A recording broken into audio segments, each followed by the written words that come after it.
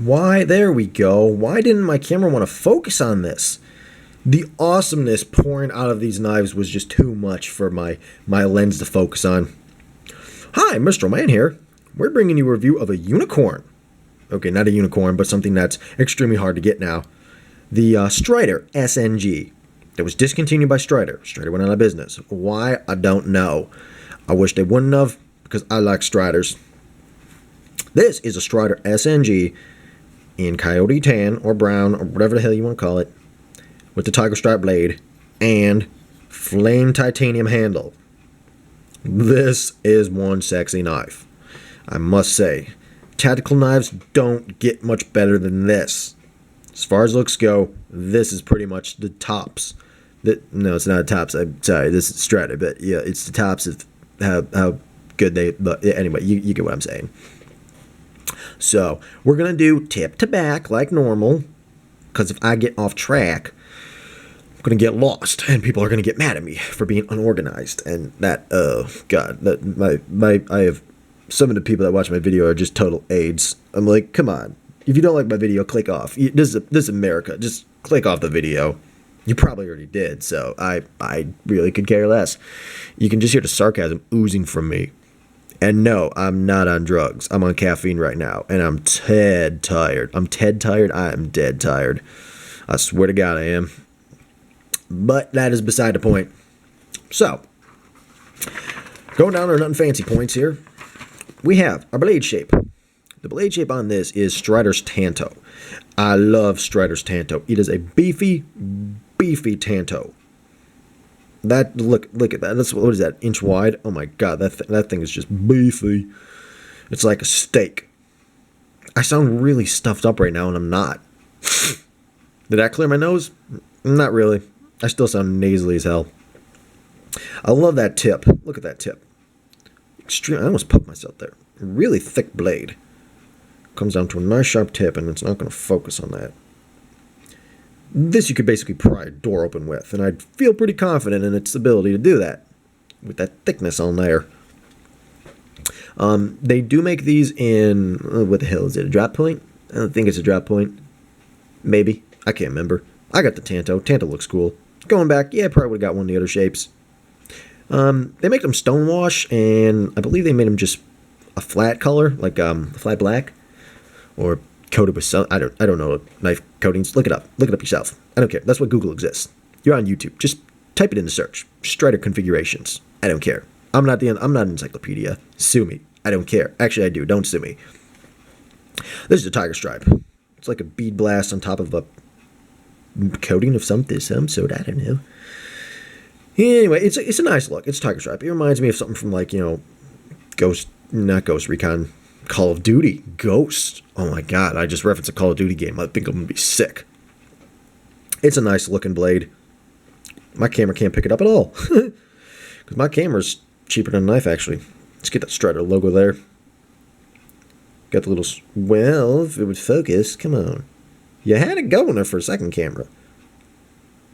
Nope, not going to do it. Well, the Strider winged logo. S30V, if I'm not mistaken on this knife, you can get them in 154 cm. But this one's S30V. I heard S30V is better than 154 cm. I couldn't give you an opinion one way or the other because I really couldn't care about blade steels. I don't give a damn about blade steels. As long as it cuts, I'm happy.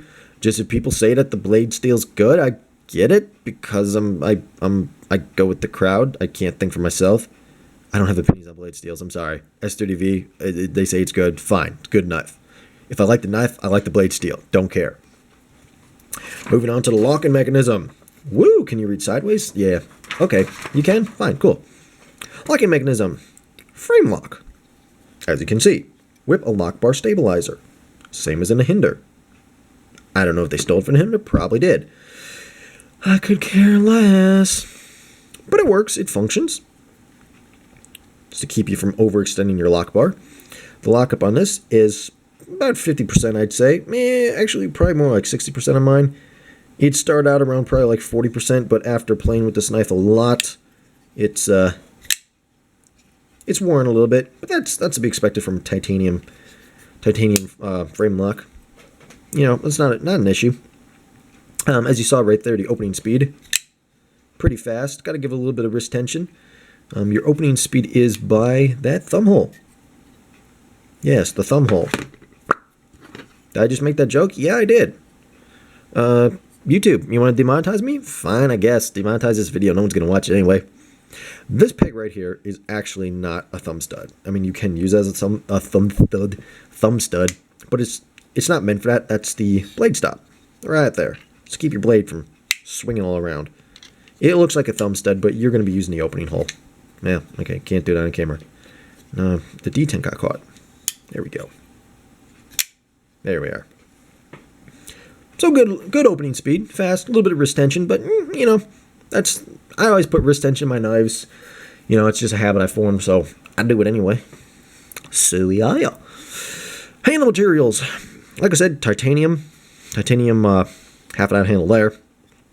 The lock side's titanium, and the non-locking side is G10. This is the Coyote. You could get it in black, greens, grays. What else could you get it in? I don't know. Probably pink.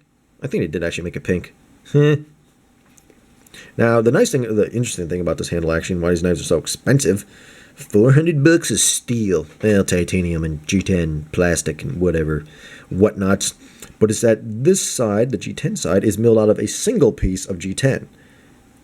And if it'll focus, you can tell there's no split in that backspacer. It is one piece. Anime reference. Haven't watched it. Not going to. Could care less. So that's where a little bit the price comes from, is they're wasting a ton of material. Okay, not wasting it, but it's a little bit higher end. It's not a cheaper way of producing it. Let's just put it that way. Now, as far as your pocket clip goes, I don't mind it. It's one position, tip up, right side only. Thank you. I like my tip ups. No, keep tip up. Oh my god, sexual reference. Oh, why do I make these videos? I don't know. One pocket screw, and it has a little peg going into the handle there, which is interesting. I haven't really seen that design, but it's a sturdy pocket clip. Holds the knife pretty well. You don't have much sticking up out of your pocket, about yay far. It's enough to hold on to. Holds in the pocket well. And this flame anodized G10, look at that G10 flame anodized titanium. Slip of the tongue. Flame anodizing, just really cool on there. It's like a dark, but you can see some blues, maybe a little bit of orange kind of popping out of that, depending on how you get in the light. But that titanium side, it's smooth, so it doesn't grip your pocket too bad.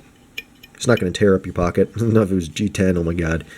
This G10 has some good grip to it, but it's nothing terrible. It's not going to tear your hand up. Fits in the hand real well. I always like to choke up on it like that.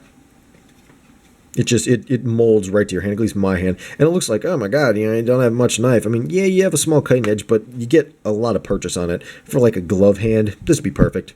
And you're not really going to slide up because of the finger choil, or double finger choil, actually. Maintenance. So it is not a flow-through design. I mean, you can flow through the pivot there, but it's not really going to be too difficult to get in there. Let's see, can we focus?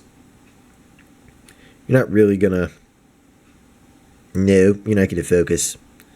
Someone send me a better camera. I need a macro lens or camera or something, please. Dear Lord, do it. Just do it. Send it to me. I'm a famous YouTuber. I get like 2 views a video. Send me a camera. Please. This is me e-begging. Or just send me money. Just send me a check in the mail. I don't care. Oh, one other thing. Lanyard hole. See that hole right there? That hole. See right through it? You can see through the sunshine? Yeah, you can. Problem with that.